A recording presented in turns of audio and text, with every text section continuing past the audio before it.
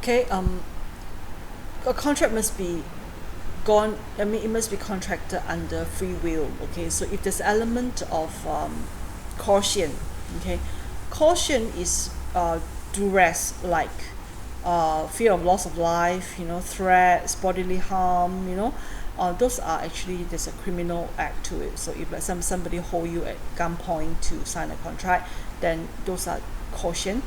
And if it's like, let's say somebody is trying to hold your family in hostage, and then or hold you in hostage to sign a contract, so those are under we call it coercion. Okay, coercion or coercion. Okay, yeah, this is a pronunciation, right? So undue influence, like I say, is actually also some form of illnesses, bodily distress, and when you're holding somebody under certain authority, I mean, they're all about the same thing. It's just that when we talk about coercion, it's a criminal act, and there's a really a duress. Duress means it's intense stress. It's a threat.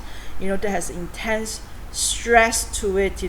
And then it's like there's a violence to it. Okay, whereby undue influence means it's a bit of a less kind of a thing. It's just that you're putting somebody on drugs, you're trying to have certain authority over somebody. It's just like maybe like I threaten you, and then I'm threatening you, like saying that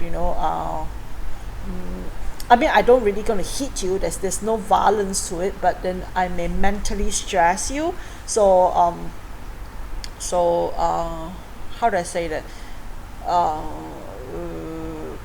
Nah, I can't use this, because if I use this, then everybody would say that I'm giving you undue stress, and then you don't want to hand in your assignment. So that is not a good example. Like how some sexual harassment, some lecturer actually said that if you don't sleep with me, then I will fail you. Those are considered as undue influence. Those are considered as you're actually putting somebody under mental and bodily distress. So these are considered as undue influence. Okay, so drugs and all that are also considered as undue influence. Okay, because you're not actually causing, there's no active violence to it, but it's actually a mental, it's actually a hidden, is actually a force, that actually makes you very, very stressed. Okay, so those are undue influence. So you don't contract, if there's an element of this, all this contract will consider as void.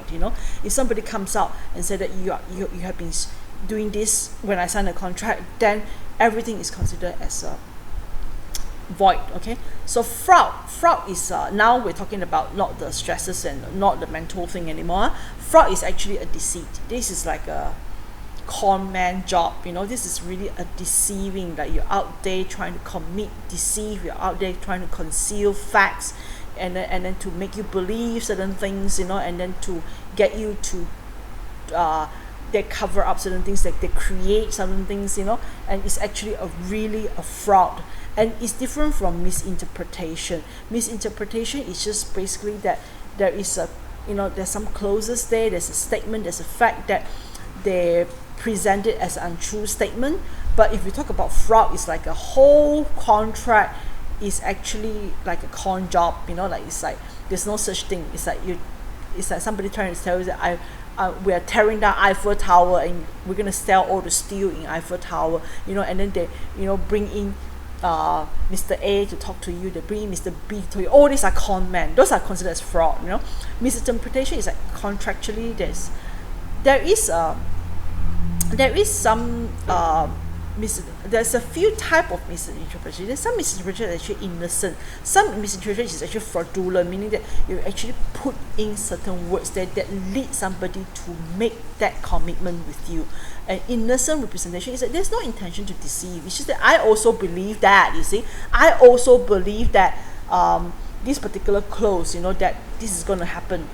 So that is innocent. Negligent means that I didn't check the thing properly, you didn't check the thing properly, and then there is a mistake there, both of us don't know, and then we enter into the contract, so there's negligent misinterpretation, there's fraudulent misinterpretation that is really closer to fraud.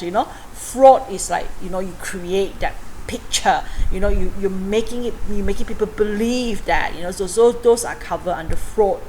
Okay, so depending on the level of seriousness,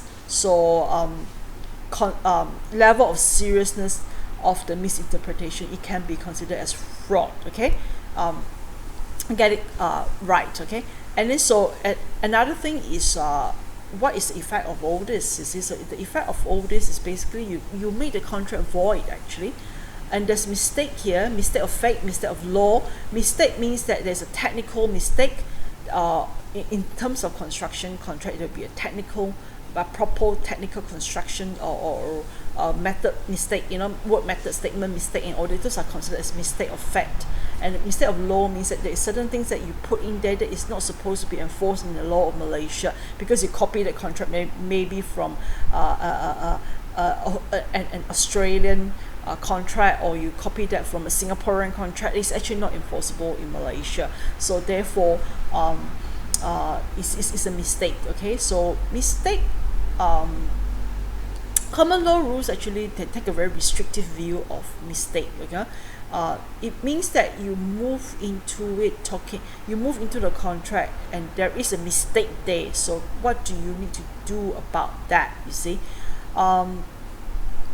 it depends, whether it's a common mistake, mutual mistake, unilateral mistake, and if there is this mistake here, there is still some room for both parties to actually negotiate and see whether you still want to proceed or not. Okay, so make sure that when it's detected, then you don't use it as a way of getting out of the contract, but use as a communication point to actually improve the contract in that sense. Okay, so these are the